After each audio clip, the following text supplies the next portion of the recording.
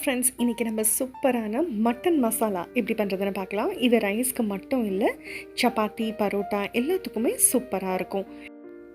இப்போ இந்த ப்ரிப்பரேஷனுக்கு பார்த்தீங்கன்னா 1.25 கிலோ அளவுக்கு மட்டன் எடுத்திருக்கோம். எலும்பும் கறியுமா சேர்ந்து தான் இருக்குது. அது மீடியம் சைஸ் பீஸஸாக நம்ம கட் பண்ணியிருக்கோம். இதுக்கு தேவையான மற்ற இன்க்ரீடியன்ஸ் பார்த்துடலாம். 2 நல்ல பெரிய வெங்காயம், 3 நல்ல பெரிய தக்காளி எடுத்துக்கலாம். இதுக்கு தேவையான தாளிதம் பார்த்திங்க அப்படின்னா, ஒரு சின்ன பிரிஞ்சி இலை, கல்பாசி துளி, ஒரு டீஸ்பூன் அளவுக்கு கல்பாசி எடுத்துக்கலாம். ஒரு சின்ன துண்டு அளவுக்கு பட்டை, அதுக்கப்புறமேட்டு ஒரு 3 லவங்கம், ஜாதி பூ ஒன்று, அன்னாசி பூ ஒன்று எடுத்திருக்கேன். 1/4 டீஸ்பூன் ஜீரகம், 1/4 டீஸ்பூன் சோம்பு.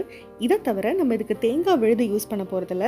அதனால ஒரு 10 முந்திரி நம்ம உடச்சி போட்டோம். ஒரு டீஸ்பூன் அளவுக்கு கசகசா. இந்த முந்திரியும் கசகசாவையும் நம்ம ஒரு சின்ன கிண்ணத்தில் தண்ணி ஊற்றி அதை ஊற வச்சிடலாம். அப்போ தான் அரைக்கும் போது நல்லா பேஸ்ட்டாக நமக்கு கிடைக்கும். இதையும் தவிர ஒரு 4 இன்ச் அளவுக்கு இஞ்சி, ஒரு 10லேருந்து 12 பல்லு பூண்டு, அதுக்கப்புறமேட்டு ஒரு பச்சை மிளகாய், அப்புறம் ஒரு கீத்து கருவேப்பிலை. இப்போது குக்கர்லேயே இதை டைரெக்டாக தாளிக்க ஆரம்பிச்சிடலாம். 5 டேபிள் ஸ்பூன் அளவுக்கு எண்ணெய் சேர்த்துருக்கேன். 1 டேபிள் ஸ்பூன் அளவுக்கு நெய் சேர்த்துருக்கேன். இந்த மாதிரி மசாலா ஐட்டம்லாம் பார்த்திங்கன்னா நெய் சேர்த்து வதக்கும் போது அது ரைஸுக்கும் சரி, நம்ம டிஃபன் ஐட்டம்ஸ்க்கும் சரி ரொம்பவே சூப்பராக இருக்கும். எண்ணெய் நல்லா சூடானதுக்கு அப்புறமேட்டு நம்ம தாளிதம் பொருட்களை இதில் சேர்த்துடலாம்.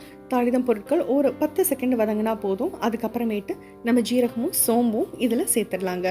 ஓரளவுக்கு வதங்கட்டும். நம்ம எடுத்து வச்சுருந்த பெரிய வெங்காயத்தை நல்லா நீளமாக அரிஞ்சு சேர்த்துடலாம். இதுக்கு மேலே நம்ம கருவேப்பிலையும் சேர்த்துடலாம்.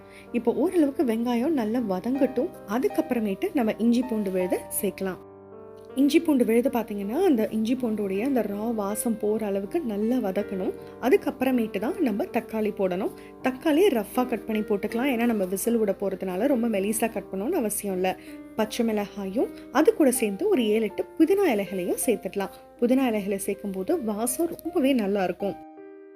இப்போ இதுக்கு தேவையான மசாலா இன்க்ரீடியன்ஸ் பார்த்திங்கன்னா 3 டேபிள் ஸ்பூன் அளவுக்கு மிளகாய் தூள், 2 டேபிள் ஸ்பூன் அளவுக்கு மல்லித்தூள், 1 டீஸ்பூன் அளவுக்கு கரம் மசாலா தூள், 1/2 டீஸ்பூன் அளவுக்கு ஜீரகத்தூள்.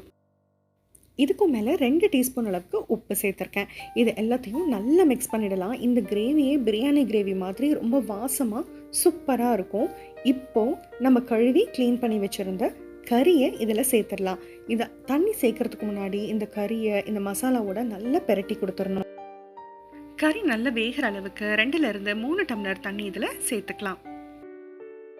தண்ணி சேர்த்து ஒரு கொதி வர அளவுக்கு வெயிட் பண்ணுவோம். அது கொதி வந்துட்டே இருக்கும்போது நம்ம ஊற வச்சிருந்த முந்திரி கசகசா பேஸ்ட்டை கொஞ்சம் கொஞ்சமாக தண்ணி சேர்த்து நல்ல ஒரு ஸ்மூத் பேஸ்ட்டை அரைச்சி எடுத்துக்க போகிறோம்.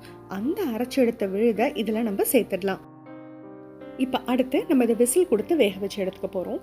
இப்போ இதை வேக வச்சு எடுத்ததுக்கு அப்புறமேட்டு ஒரு அகலமான பாத்திரத்தில் மாற்றி இதை நம்ம கிரேவி பதத்துக்கு கொண்டு வர போகிறதுனால இதை மீடியம் ஃப்ளேமில் வச்சு ஒரு 4 விசில் கொடுத்து எடுத்துக்க போகிறோம்.